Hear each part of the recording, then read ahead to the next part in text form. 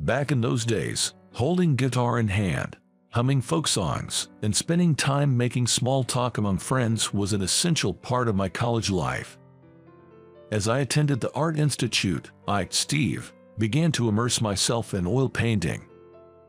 At that time, my girlfriend Catherine wore floral blouses and bell-bottom jeans with flair, making her a truly stylish woman. She had a determination, and her paintings stood out, promising a bright future in the art world. As for me, well, I wasn't exactly top of the class. I was an average student and often teased by peers, saying we were like chalk and cheese. Yet, Catherine would always defend me, saying, "Steve is who I have chosen, no matter what anyone says." Whenever she said that, I felt a mix of embarrassment and happiness. Plus, Steve has a charm that only I know. Oh, what kind of charm is that? The mole on your ear maybe. What? Seriously. It's sexy, you know. I loved it when she joked like that. By junior year, everyone was busy with job hunting. Catherine, however, was vigorously promoting her paintings, determined to make a living as an artist. I've secured a spot for my paintings at a gallery. That's awesome. The owner seems to really like my work. Your paintings are indeed captivating, Catherine. Motivated by her dedication, I also decided to pursue a career in painting rather than settling for a regular job. Steve, the sunsets you paint have a unique allure. Hearing Catherine's praise, I replied, "Yeah, I'm planning to sell more and more of my paintings." That's the spirit. This sunset has such a passionate red hue. The vermilion stands out. Thanks. With her encouragement, my creative drive only grew stronger. I dream of a day when we can host our own exhibition. It doesn't have to be in a grand place, but we'll display our best work, showcasing our emotions and journey at the time. Wouldn't that be wonderful? The thought of such a future with Catherine seemed so bright to me. Our college days passed by in a flash, and after graduation, we lived together for about 3 years before our marriage. We became a couple chasing the same dream. While I worked part-time jobs to make money, the rest of my time was devoted to painting and promoting my work. Catherine, on the other hand, frequently visited art dealers, held regular exhibitions, and started to gain recognition with her artwork selling well. Contrastingly, I was beginning to doubt my own talent. Your paintings, they don't really have commercial appeal. They lack vitality, you know. Hearing comments like these became all too familiar. Another dead end today. How many dealers have I visited this month? Facing the harsh reality of not being able to sell my paintings made me increasingly despondent. Catherine is starting to make a name for herself. Comparing myself to her success led to many gloomy days. Is this really where I'm meant to be? Maybe I'll never be able to sell a painting. Was I ever truly talented at painting to begin with? Even if I continue painting, there might be no future in it for me. With these thoughts, I started considering getting a regular job. And one day, I shared this with her. "Catherine, I'm thinking about getting a job at a regular company." She looked at me with wide eyes for a moment, clearly surprised, then replied nonchalantly, "Why not? That's it," I pressed. "Why should I disagree to a decision you've made, Steve? I assume you've given it a lot of thought. If that's what you want, then I understand."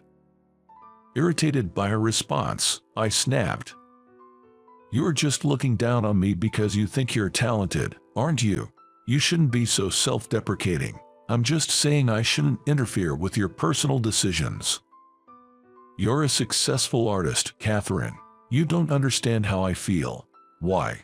Why do you have to say it like that? It's tough, you know, being with you, always comparing myself. I don't think I can be with you any longer. We don't even have kids. Maybe we should get a divorce while we still can." Catherine, looking down, replied softly, "If that's what you want, Steve, Then okay. Her casual acceptance left me stunned. I thought, if we're going to get a divorce, it's best if both parties agree and understand why.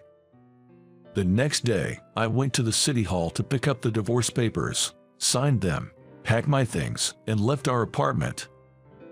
After leaving Catherine, I rented a place with the little money I had and desperately searched for a job, but reality was harsher than I'd imagined. What did you do after graduating from art school? I worked part-time at restaurants and tried to promote and sell my paintings at art dealerships. Even when I passed the document screenings and got an interview, the interviewers often looked unimpressed after seeing my resume. What's their deal? Why invite me for an interview if they're just going to react like that? How many rejections have I had this month? Geez, job hunting is just as tough. Maybe I should just settle for day labor. But just when I thought that, someone from a printing company, who appreciated my background, approached me. We've been looking for someone with design skills. Please work for us. Thank you. I'll do my best. My art school lessons and design principles had finally paid off. I was grateful for landing a job after all the struggle. I've got to keep pushing on. From then on, I worked relentlessly to make up for lost time. Day in and day out, I was engrossed in my job. I didn't hang out with friends or drink. I just worked late every night. Today, there's issues talked about overwork, but back then, I just thought it was normal to work all hours. Of course, relationships and any thoughts of remarrying were the furthest things from my mind. Aren't you ever going to remarry, Steve? Every time someone asked, I would think of Catherine. I wonder what she's doing now. Though I cared for her, I knew we could never meet again. She's probably found someone else by now. I tried to accept the harsh reality by thinking that way. Before I knew it, 40 years had passed since I'd started working, and suddenly, I was 65 and ready for retirement. I've aged so much. Staring into the bathroom mirror, I let out a deep sigh. I hardly recognized the man with thinning white hair and a face full of wrinkles staring back at me. I'd considered leaving the company, but they offered to keep me on as a contract worker. With more free time on my hands, I started frequenting a local bar and, for the first time at 65, learned how to truly enjoy a drink in a relaxed, friendly atmosphere. Welcome. Steve, your usual spot at the counter is free. The little diner in the neighborhood was run by a lone lady owner who patiently listened to the regulars vent and sometimes chatter. Steve, you used to paint, right? You mentioned it once before. Oh, that was decades ago. The topic the lady owner brought up caught the attention of a regular named Sam. I'd love to see your paintings, Steve. I can't really paint anymore. I replied with a wry smile, and the lady owner asked again. But skills like that aren't easily forgotten, right? I wonder. Show me next time. It seems Sam really wants to see my paintings. If I get the chance. When would that chance be? The lady owner changed the subject. Oh, by the way, Steve. Yeah, a friend of mine is having an exhibition at a gallery. You should check it out, she said, offering a postcard. A group exhibition titled Nostalgia. There are some really impressive pieces. You should go see. Come to think of it, I haven't seen any art in a long time. Haha, I don't get art at all. Then, Sam, you wouldn't get Steve's paintings either. But Steve's paintings are great because they're Steve's. Sam, what's that supposed to mean? Come on, it's our friendship, isn't it? You have a point. I'll check it out on my day off. A few days later, I visited the gallery mentioned on the postcard. In a cozy space, there were a few paintings and sculptures on display. Paintings are really something. I was feeling nostalgic. While I was slowly looking at the artworks, my gaze fixed on one painting. It has such a powerful presence. With a fiery red sun as its backdrop, their eyes shone eerily prominent. I was drawn to the painting, unable to look away. "Do you like that painting?" a woman standing in front of me asked. "Yes, I used to paint myself. Seeing these vibrant red tones reminded me of that, though of course I couldn't bring out this level of intensity." I then glanced at the nameplate of the artwork. Taken aback by the surprise, I caught my breath. The name written there was that of my ex-wife. "Wait, Catherine." The woman looked puzzled and continued. "Do you happen to know Catherine? We dated in college, then got married, but divorced soon after. It's been 40 years since our divorce." "Oh my God, are you Steve?" "Yes, I am." "I see," she whispered and continued her story. "This is a painting by my friend, Catherine. She passed away from cancer at the young age of her 30s. We're displaying it today in her memory." "What? She passed away? No way." I was so shocked, I couldn't find the words. "She talked about you until the very end." Catherine did.